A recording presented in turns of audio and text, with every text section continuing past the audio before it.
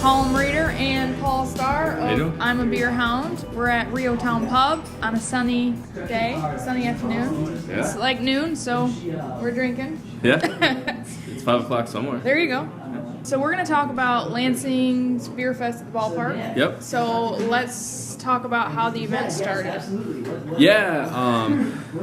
Right when I was trying to do it, I had the CVB reach out to me and say, hey, the Lugnuts are looking to do a beer festival. And I was like, hey, I'd love to do a beer festival. You know, we got together. It just made sense because it was the first time that the Lugnuts were released from the city of Lansing. So before that, they couldn't do any events other than baseball games at the stadium. So they were released from that, and they could do other events. And since then, they've done concerts and then Beerfest at the Ballpark.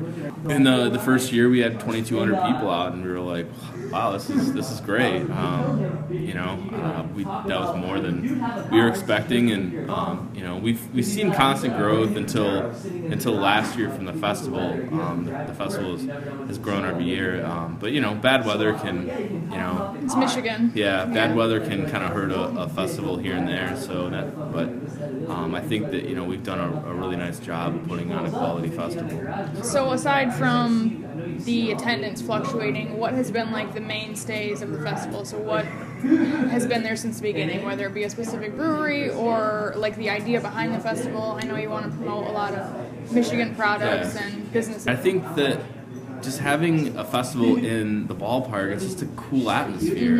And with so many beer festivals going on in the state, it's like I think to stand out, you need to have a cool atmosphere, and I think that's what has helped us.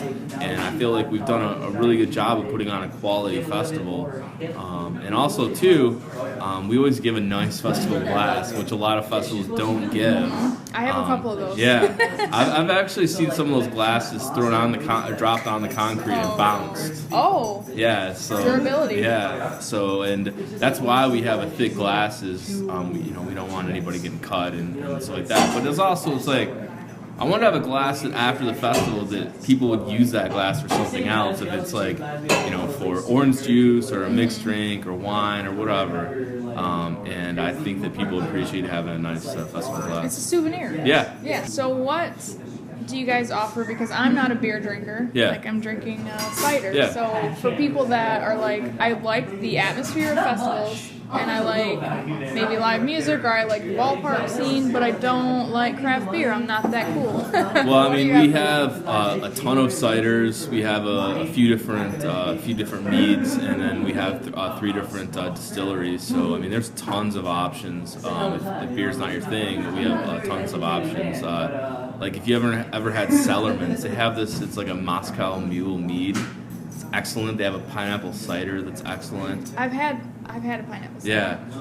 So it's like we have tons of other options. So it's like if cider's your thing, I mean, we'll probably have about 10 different cideries out at the festival. So it's pretty good selection. Talk about when it is. So it's this Saturday. The festival is on April 28th, and we do have live music.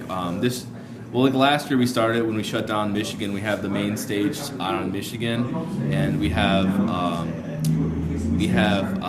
Delilah DeWild is the closing act there. Rocker Billy, she puts on a great show, and then we have opening a Fish cover band.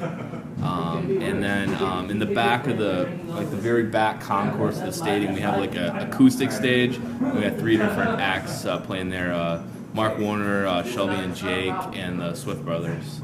So it's like you kind of get if you're in the back, you're getting some cool like acoustic music. In the front, we kind of have more full band stuff. So you guys have been doing the Beer Fest at the Ballpark for how many years? This is year 5. So what is like special and new this year? New this year we have the Silent Disco. We haven't had that. Yeah, it's like the last 2 hours. I think it's like 5 to 7 that we're offering the Silent Disco. And new this year, we are working with beerfestivallist.com. It's an app, Android, iPhone, and the whole Beer Festival list will be on you download the app, will be on your phone, and you can check like, hey, these beers I want to try, and then you can hit it again, the beers that you tried, and it's all the whole festival list is at your disposal. And I'm super stoked about that. I spent 3 days looking up beer ABVs and all that stuff to input into the app. So I feel, I think that people are going to really dig that because, we're still going to have like a paper festival brochure, but I think just being on your phone, be like, hey, this, beforehand, people kind of like, hey, these are the 10 or 12 beers I want to try at the festival and kind of plan it out. Let's tell everyone that's watching, because we have a massive audience. Let's tell them. Let's tell them where it is, when it is, how you get tickets. Yeah. So you can start. Beerfest the Ballpark is April 28th at Cooley Stadium. You can get tickets at beerfesttheballpark.net or the Lugnuts box office. I also have a few other events coming up soon. I'm doing a beer food pairing at Rio Town Pub. It's Witch's Hat Brewing and Gum's Quesadillas pairing. It's on April 30th. You can find details of that on imabeerhound.com. And a few other festivals I do have coming up that I'm working on. It's the Williamson International Festival of Lagers. That's on June 2nd. And you can go wiffle.beer for more info on that. And Lansing Beerfest on June 16th. And you can go to lansingbeerfest.com for all the details on that. Thank you so much. Yeah.